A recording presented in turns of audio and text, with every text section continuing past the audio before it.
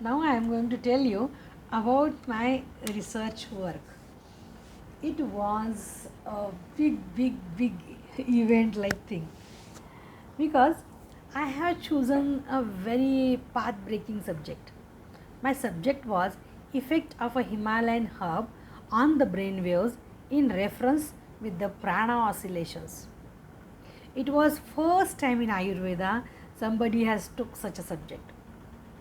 So I had to actually plan to do the chunks of my topic and to study each topic with the each expert. My first challenge came when prana vata and brain waves, how they are interrelated or what are brain waves in Ayurveda. My good luck was that I met Dr. Bindu Madhav Katti sir, who was at that time principal of Ayurved College of Aurangabad.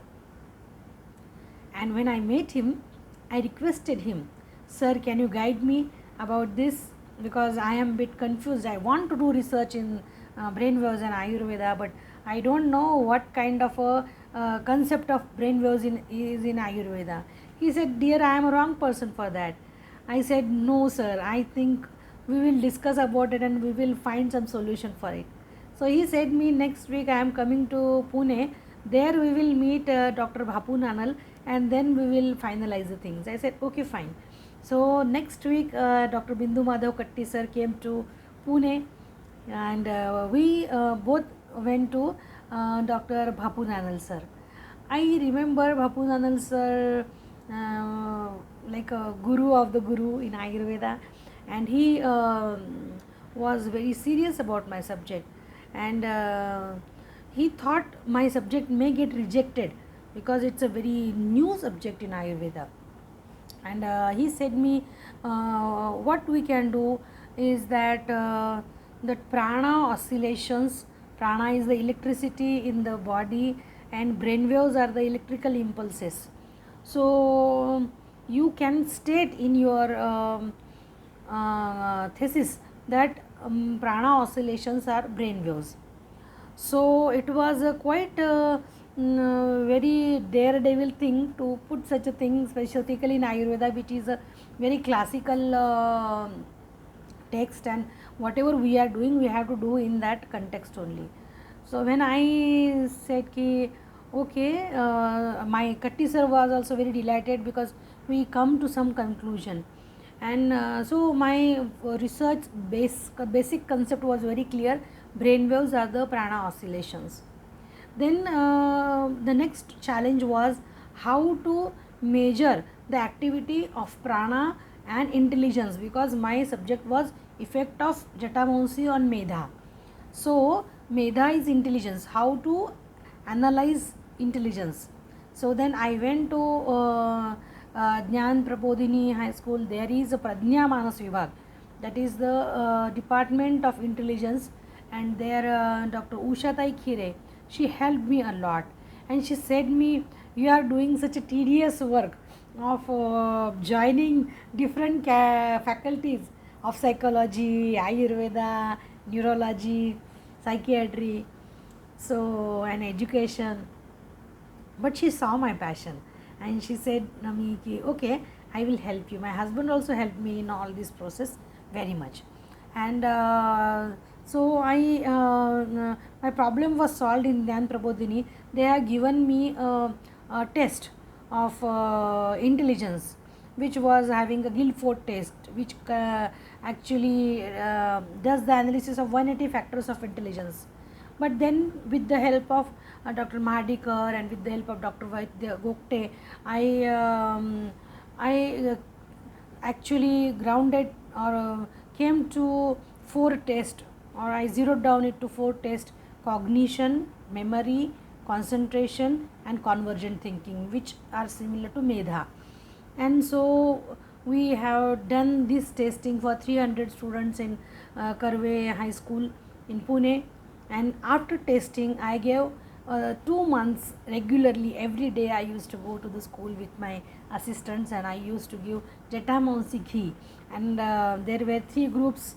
One was active group, second was control group, third was a placebo group. And so I did this whole process for 2 months, and after giving Jetamonsi ghee for 2 months, again we tested the intelligence level with the help of Guilford test. Also pre and post EEG were done, but EEG of selected 30 students were done. That we used to take these 32 students to the Mastishka clinic of Dr. Rahul Kulkarni, and there we used to do a daily 5 students, and we used to record their EEGs, and I used to then count alpha waves in their brain waves and EEG, and then beta waves in their EEG. So for 30 students, pre and post EEG were ready for me.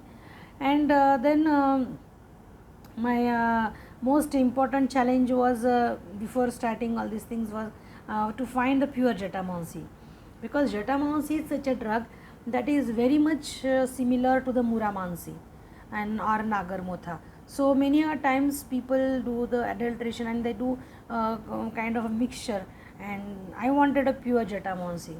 So somehow I got a contact from Kangra Valley of Himachal Pradesh. I procured the pure Jetamonsi, and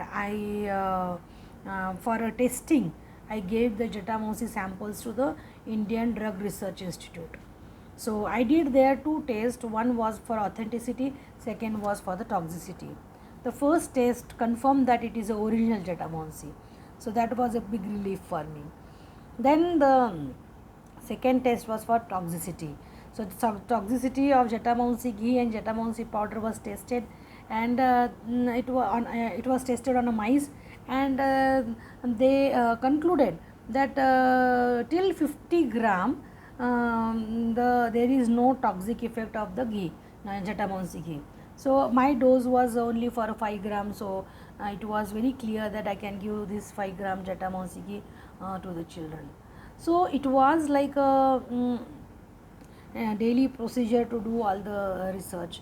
After research, I did the